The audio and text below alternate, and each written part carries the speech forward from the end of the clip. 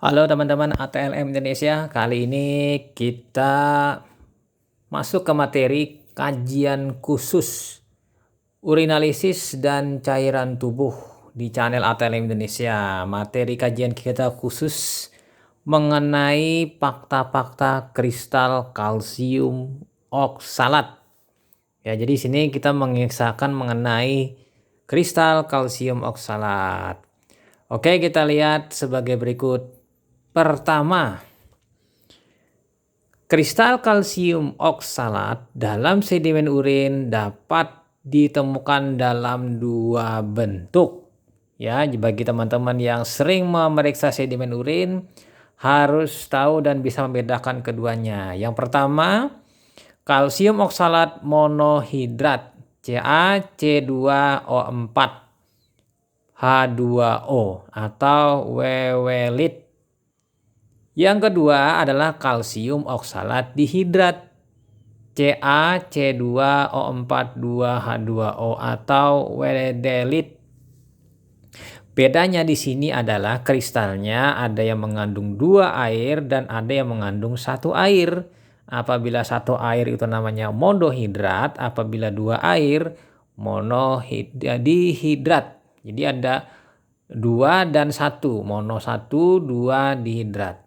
Oke, kita lihat gambarnya sebagai berikut. Nah, di lingkaran ini adalah gambarnya bentuk monohidrat dan bentuk dihidrat dari kalsium oksalat. Untuk lebih jelasnya, teman-teman kita bisa melihat sebagai berikut.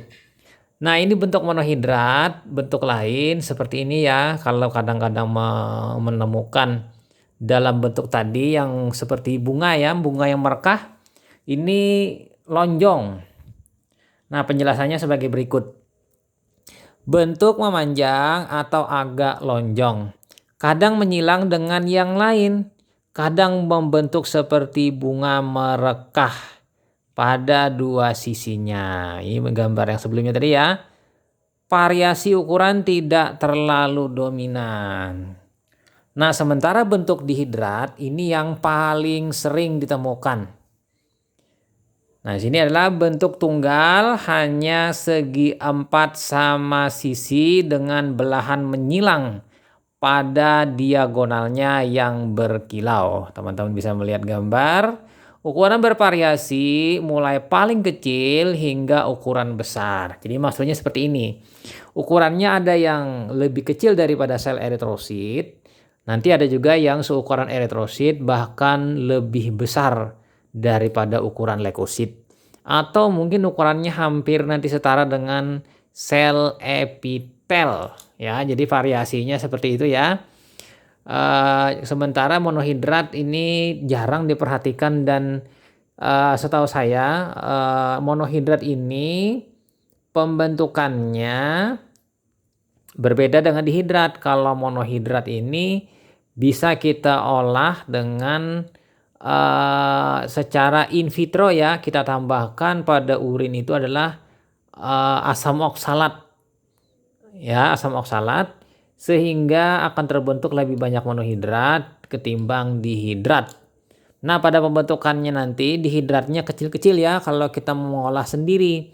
Tapi kalau misalnya hasil yang terjadi dari alami atau in vitro oleh tubuh, kemungkinan bentuk dihidratnya ini ukurannya sedang dan monohidrat itu jarang.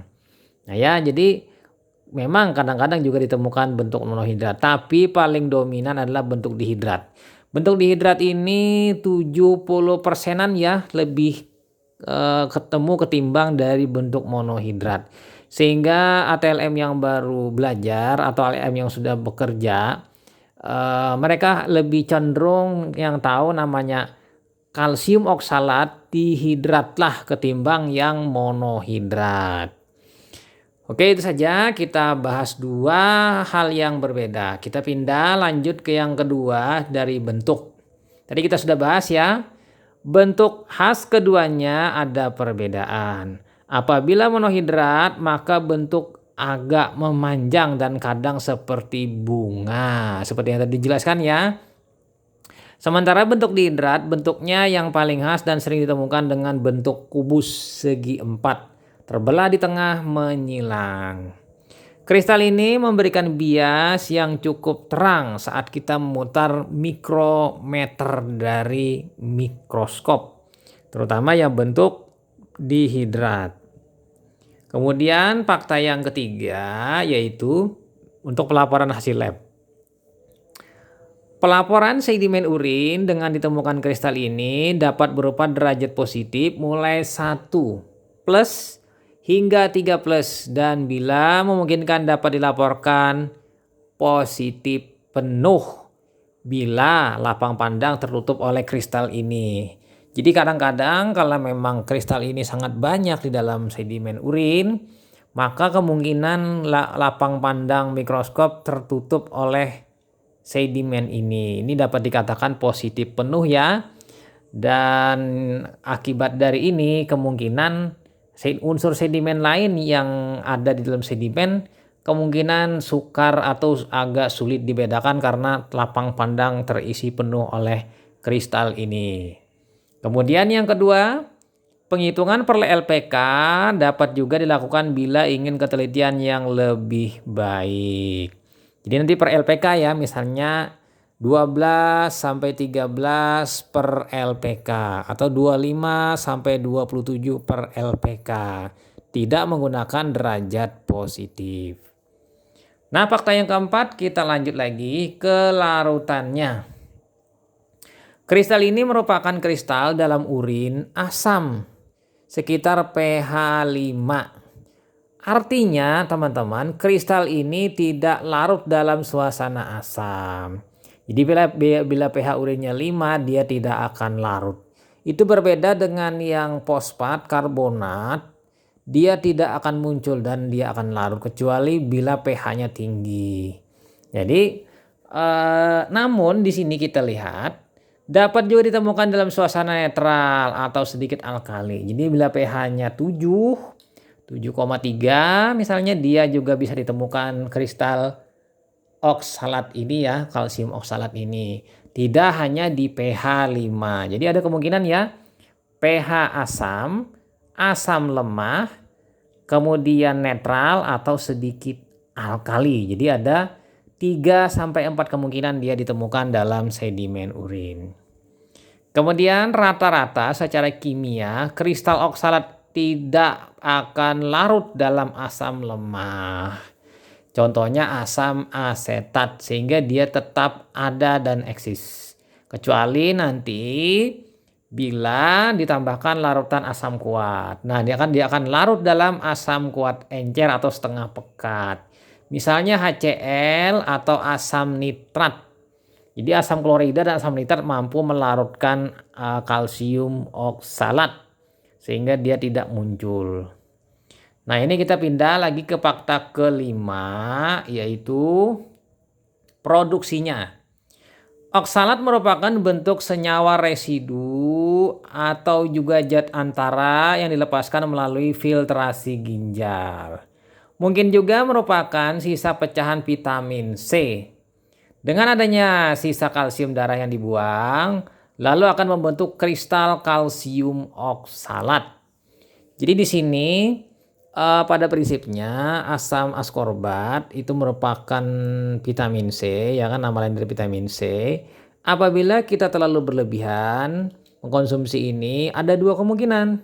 Pertama, dibuang langsung vitamin C secara mentah-mentah dalam bentuk askorbat, yang mana nanti ada carik celup yang mendeteksi ini dalam bentuk ascorbic acid, atau dipecah atau dimetabolisme oleh tubuh menjadi bentuk oksalat.